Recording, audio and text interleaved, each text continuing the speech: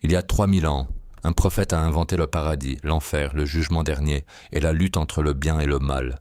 Vous pensez que ces idées viennent de la Bible? Elles viennent de lui. Son nom, Zarathustra, Perse antique vers 660 avant Jésus-Christ, prêtre de la religion traditionnelle perse. À 30 ans, une vision divine change tout.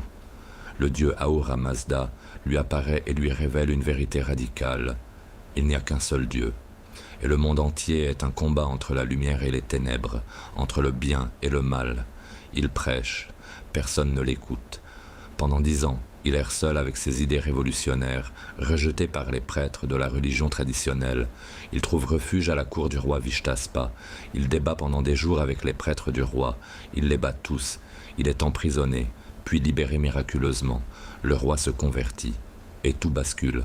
Ce que Zarathustra enseigne va traverser les siècles, le paradis et l'enfer, le jugement dernier, l'immortalité de l'âme, la résurrection des morts, la lutte finale entre le bien et le mal. Les Juifs exilés à Babylone découvrent ces idées au contact de la Perse.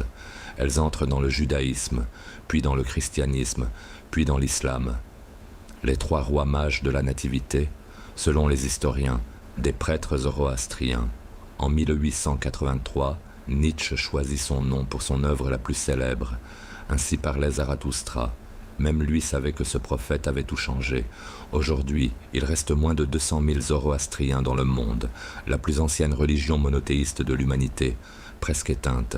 Le paradis, l'enfer, le jugement dernier, la lutte du bien contre le mal.